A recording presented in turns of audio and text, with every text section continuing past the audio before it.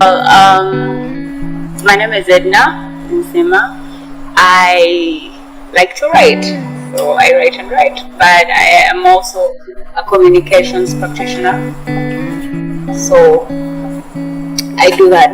I have a particular interest in gender and the arts and travel, so I write a lot of that. And I was mostly, before this short story, I was accustomed to doing the kind of writing in articles and blogs. I contribute to the Daily Monitor, so I was doing that kind of writing. This was my first ever short story attempt.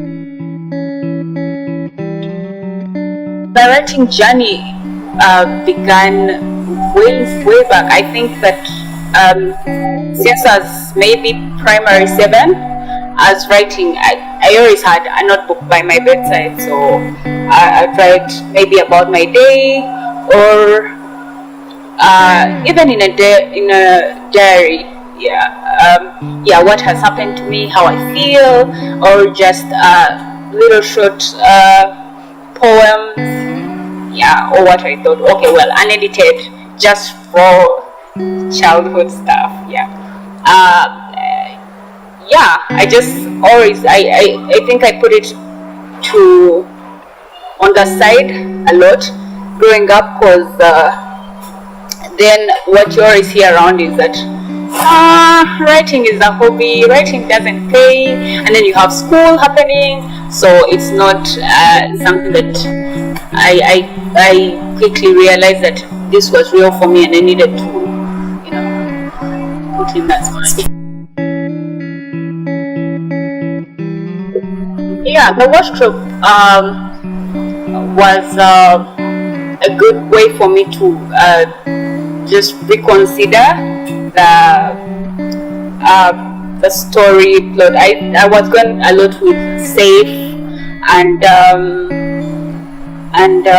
my sentences were factual. One of the mentors told me that I was writing like a journalist, so I needed to tell the story and let the issue come out in a story. And a lot of that helped throughout the workshop, helped how my story turned out.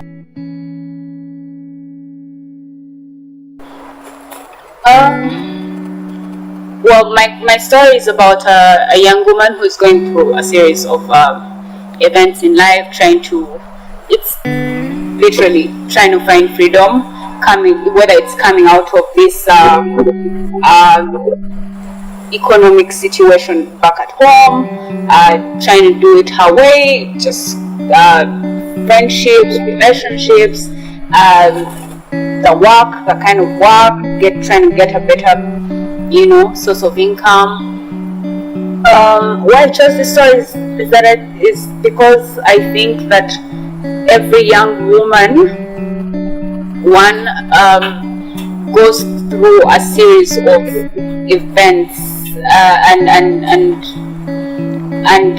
conflict and all of these things. As a young woman growing up, you're going to go through them, and especially because when my character comes from deep down somewhere in the village, and then she comes to the university.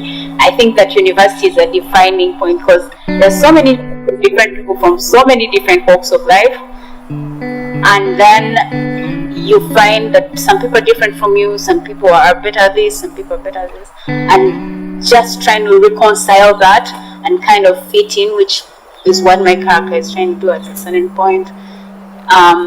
But also, it was important to me to highlight the fact that the different forms of oppression, and how if one group of people, one minority is not, it's still not free, all of us are not free. So it might be, someone might be of the privileged group, and the other is the oppressed group, but still somehow one group of people, or one person being oppressed, is going to come and influence in a way the lives of the other. So we are not free until everybody else is. And it was important for me to highlight that.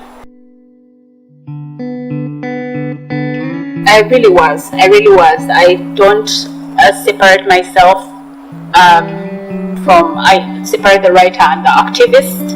And in pretty much every piece of writing I've written, whether it's an opinion, an article, a blog, even paid writing where I'm writing about an event, some I'm going to find a strong woman character, or trying to highlight something.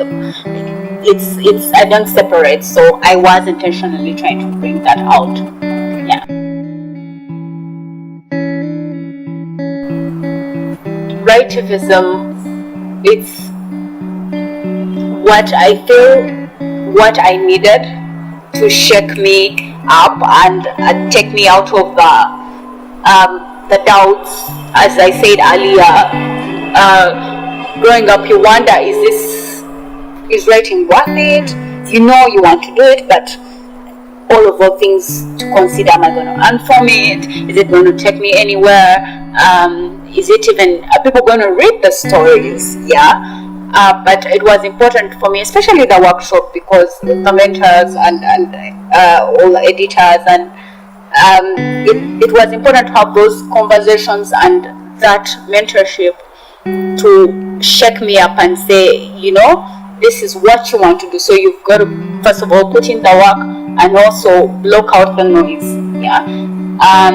Second, because Writivism is supporting Ugandan writers, especially young Ugandan writers, I think that then there will be more, the people who come after us, and even us now, then can be confident to promote the literary arts and not look at it as a foreign thing, or even read all these foreign books. Yeah, because now there are Ugandan stories that we're doing the school tours, and people want to read relatable stories, which growing up I was just like Sydney Sheldon, someone is having a mimosa, someone's like snowflakes, things you couldn't easily relate with. And it's important that now kids can read stories that they relate with. That also takes the reading culture to another level.